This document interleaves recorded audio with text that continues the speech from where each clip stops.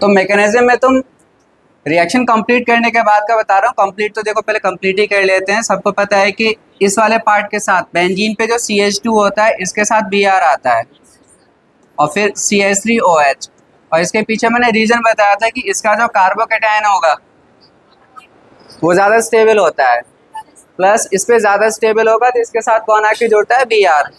But अब ये पूरी रिएक्शन होती कैसे है वो समझते हैं।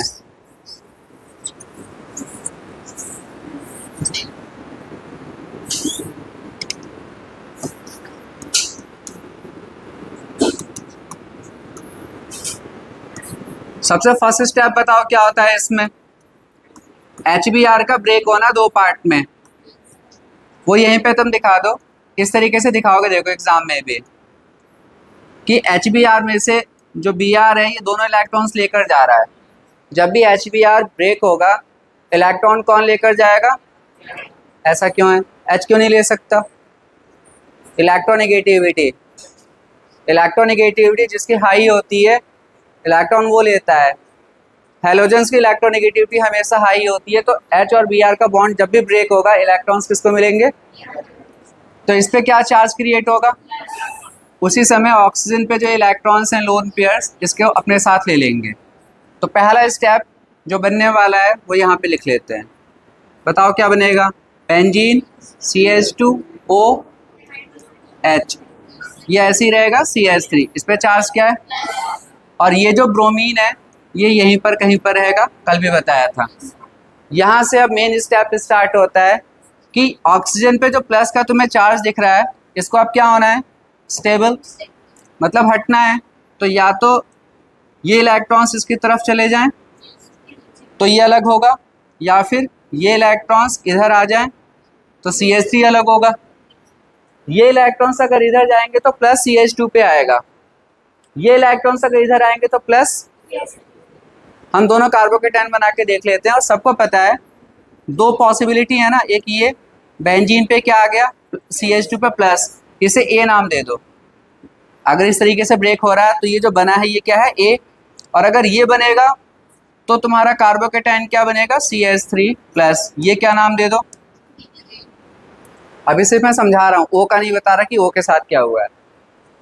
बताओगे A और B में से ज़्यादा स्टेबल कार्बोकैटायन कौन सा है, A, जबकि दोनों ही ये 1 डिग्री के हैं। ध्यान से समझो, दोनों कितने डिग्री के हैं, ये भी कार्बोकैटायन 1 डिग्री का है क्योंकि जिस कार्बन पे प्लस चार्ज है वो कार्बन से जुड़ा है, और ये भी फिलहाल ये 1 डिग्री नहीं होता, मिथाइल को 1 डिग्री भी नहीं मानती, अलग ही कार्बोकैटायन होता है मिथाइल कैटायन। क्या होता है ये, तो ये बहुत स्टेबल है, ठीक है। लेकिन अगर मान लो इसकी जगह पर एक एग्जांपल दे रहा हूँ, थोड़ा सा चेंज करता हूँ, यहाँ पर CH2 के साथ में क्या लगा देता, और क्लियरिटी के साथ तुम्हें समझ में आएगा। तो यहाँ पे भी CH2 के साथ CH3, तो यहाँ पे बनता भी क्या, CH3 CH2 प्लस, ये बनता, इसे फिर से B मान लो। अब दोनों ही 1 डिग्री के कार्बोकैटायन है। अब ये ज़्यादा सही है कहना, क्यों, इस कार्बन पे प्लस चार्ज है तो ये भी एक कार्बन से जुड़ा है, और इस कार्बन पे प्लस चार्ज है तो ये भी एक कार्बन से, मतलब ये भी 1 डिग्री, फिर भी ये ज़्यादा स्टेबल है। बेंजाइल कार्बोकैटायन ज़्यादा स्टेबल है। रीज़न क्या है, रेजोनेंस। क्या है, बेंजीन पे जो ये डबल बॉन्ड यहाँ पे होंगे जिसको तुमने सर्कल से दिखा रखा है, ये रेजोनेंस करने लगेंगे, प्लस चार्ज को स्टेबल कर देंगे। ऐसा कोई रेजोनेंस तुम्हें यहाँ पे नहीं मिल सकता। तो याद रखना है कि बेंजाइल कार्बोकैटायन जो कि ये है ये स्टेबल कैसे होता है, बाय रेजोनेंस। चलो वापस जो क्वेश्चन था, चलो अब इसे ही रहने देते हैं, ठीक है, CH2 CH3 रहने दो। तो ये दोनों बनेंगे लेकिन ये नहीं बनेगा क्योंकि स्टेबल, तो बस हम इसे ही रखते हैं। अब जब अगर ऐसा होगा तो इस पर प्लस आएगा और बाहर कौन निकला होगा, CH3 CH2OH। समझ में आ रहा है, तो ये बॉन्ड यहाँ से टूटेगा और इस पे चार्ज है प्लस, तो इस पे कौन आके जुड़ जाएगा, तो ultimately you will get this benzene CH2Br plus, ये एक साथ ले लीजिए। बोर्ड एग्जाम में मैकेनिज्म में तुम्हें ये स्टेप करके दिखाना होगा, ये वाला ब्रोमीन निकल रहा है, H पे प्लस चार्ज आ रहा होगा तो ये इलेक्ट्रॉन्स इसको अपने साथ एक्सेप्ट कर लेंगे, this will be the first step. फिर तुम दिखाओगे ये ब्रेक होकर अलग हो रहा है, इस पर प्लस चार्ज आया और इसके साथ कौन आके अटैच हो गया, ब्रोमीन। तुम्हें ये सब बताने की जरूरत नहीं है, तुम चाहो तो बता सकते हो कि ये ज़्यादा स्टेबल है, नीचे लिख देना इट इज़ मोर स्टेबल। और फिर बाद में इसके ऊपर किसका रिएक्शन दिखा देना, ब्रोमीन का, और आखिरी में दोनों प्रोडक्ट। क्लियर हो गया सबको? ये मैंने कल एक मैकेनिज्म कराया था, ठीक है, जिसमें 3 डिग्री का एल्काइल ग्रुप था। बिल्कुल सेम ही तो है, कोई डिफरेंस थोड़ी है, तो चेंज ही तो किया गया है बेंजीन। चलो अब कल जो मैंने तुम लोग को रिएक्शंस कराए थे, कर लेना घर पे अपने आप मैकेनिज्म। हर चीज को बोर्ड से ही कॉपी करोगे क्या?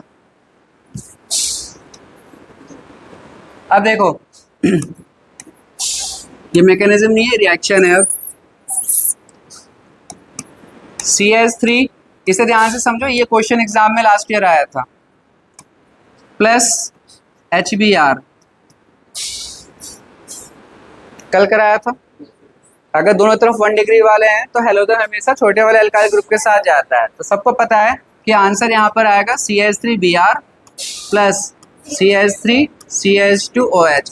जो स्मॉल अल्काइल ग्रुप है मिथाइल, उसको हेलोजन मिल गया, और बड़ा वाला अल्काइल ग्रुप अल्कोहल में कन्वर्ट हो गया। बट यही रिएक्शन फिर से देखो, CH3 CH2O CH3, और फिर मैं यहाँ पे क्या लिख रहा हूँ, और यहाँ पे वर्ड मैंने लिख दिया एक्सेस।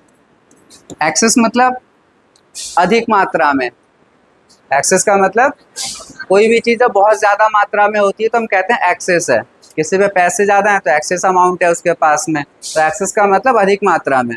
तो अगर एग्जाम में नीचे जो भी तुम्हें HBr या HI दिया हो, उसके नीचे अगर तुम्हें एक्सेस दिख जाए तो प्रोडक्ट क्या बनेगा वो ध्यान से समझो। CH3 CH2Br plus CH3Br plus H2O।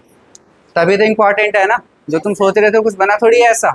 मतलब हुआ क्या, जब ये HBr एक्सेस में होता है तो दोनों के दोनों हलाइड्स बनते हैं। ये वाला अल्काइल ग्रुप भी किस में कन्वर्ट हुआ, हलाइड में, और ये वाला भी किस में कन्वर्ट हुआ, हलाइड में। दोनों के साथ ब्रोमीन लगा, OH ही नहीं बना, अल्कोहल बनेगा ही नहीं, क्योंकि ये किस में है, तो एक्सेस में होने से देखो होता क्या है, ब्रोमीन ऐसे मान के चलो कि एक्सेस होने का मतलब ही 2 बार इस्तेमाल कर सकते हो। तुम चाहो तो 10 बार भी कर सकते हो, लेकिन 2 बार से काम चल जाएगा। तो होता ही है कि अब ब्रोमीन तुम्हारे पास कितने हैं, 2। अगर 2 बार इस्तेमाल करो तो 2 ब्रोमीन बनेंगे। एक ब्रोमीन समझ लो यहाँ पे जुड़ गया, और एक, तो इसका क्या होगा, O का, भाई 2 हाइड्रोजन भी तो बचे हैं, वो उसके साथ जुड़ जाएगा, देन H2O। ये बहुत इंपॉर्टेंट है। 90% एग्जाम में जब क्वेश्चन आएगा तो बच्चों को यही याद रहता है कि सर ने तो हमें ये पढ़ाया था कि ईथर की रिएक्शन जब HBr या HI से हम कराते हैं तो एक अल्कोहल बनता है और एक अल्काइल हैलाइड बनाते भी हैं वो, लेकिन वो ध्यान ही नहीं देते कि कई बार उसका हाइड्रोजन हैलाइड जो होता है HBr या HI, उसके नीचे क्या लिखा होता है, एक्सेस, मतलब अधिक मात्रा में। हिंदी में लिखा होगा अधिक मात्रा में या प्रचुर मात्रा में। तब तुम्हें क्या करना है, अल्कोहल नहीं बनाना है। राइट साइड में कोई अल्कोहल नहीं बनेगा, सिर्फ और सिर्फ हैलाइड्स बनेंगे। समझ में आ गया? नोट डाउन करो।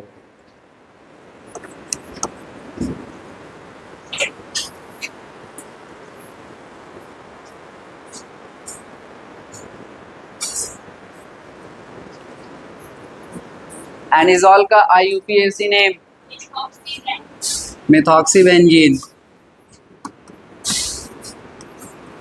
क्योंकि बेंजीन पे मिथॉक्सी ग्रुप को ही हम क्या कहते हैं, एनिजॉल।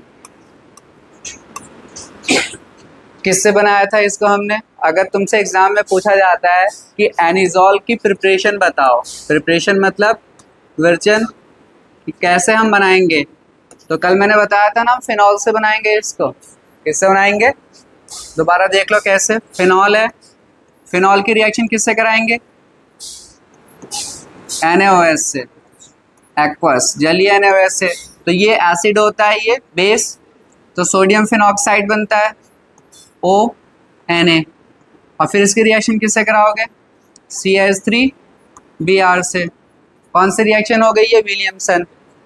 सोडियम अल्कोहल सॉल्ट और अल्काइल हैलाइड, रिएक्शन किस में कराते हैं, ड्राई ईथर। तो यहाँ से Br Na के साथ निकल जाएगा और बेंजीन पे क्या आ जाएगा, OCH3। यही क्या है हमारे पास, एनिजॉल। ठीक है, ये करा दिया था। एनिजॉल की कई केमिकल प्रॉपर्टीज होती हैं, कई केमिकल रिएक्शंस होते हैं जो हमने रेजोनेंस करते हैं। ये भी मैंने बताया था कल कि जब हम एनिजॉल का, अब ऐसे बना दो, एनिजॉल का जब हम क्या कराएंगे, रेजोनेंस, तो नेगेटिव चार्ज कहाँ कहाँ पर आएगा? ऑर्थो और, ठीक है, एक बार यहाँ पर और यहाँ पर। तो जितने भी इलेक्ट्रोफिलिक रिएक्शंस होती हैं, इलेक्ट्रोफिलिक रिएक्शंस मतलब इलेक्ट्रॉन रागी रिएक्शन, जिसमें तुम क्या क्या कराते हो? Chlorination, nitration, sulphonation, Friedel-Crafts, alkylation और असाइलेशन। ये नोट तो कर लिया था ना कल, ठीक है। तो सारे रिएक्शंस कहाँ पर होती हैं? ऑर्थो पे और पैरा पोजीशन पे, ठीक है। अब अगर ये रिएक्शंस समझ में आ गई थी तो अब मैं दे रहा हूँ वो रिएक्शंस मुझे करके दिखाओ। कितने रिएक्शंस हो जाएंगी टोटल इसकी? 5। कैसे? एक chlorination, nitration, sulphonation, Friedel-Crafts, alkylation और असाइलेशन, ठीक है। तो नोट कर,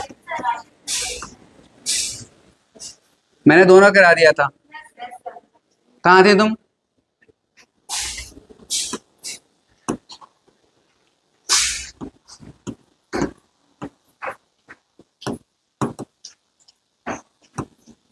जब कराया था तो वहां पे एक वर्ड भी समझाया था, एसीटोफेनॉन, समझाया था? अब याद आ गया होगा। तो मैं हिंट भी दिया करूं कि मैंने क्या पढ़ाया था, तब तुम्हें याद आएगा।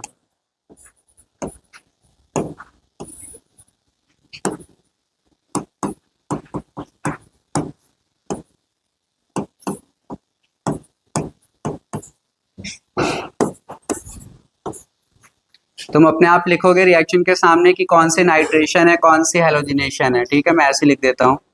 अब तक तो सबको समझ में आ ही गया होगा।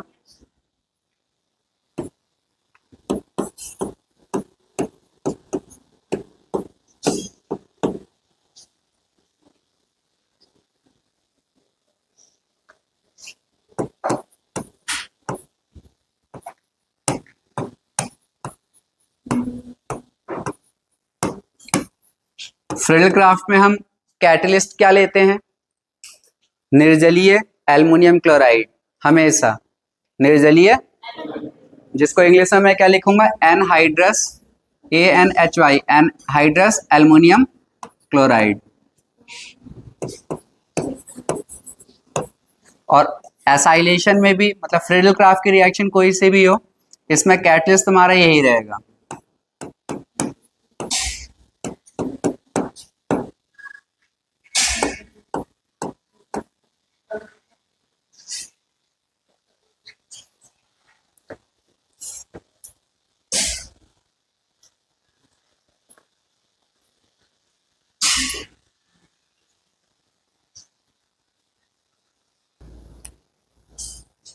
अगर ये ग्रुप है तो ऑर्थो कहां पर होगा?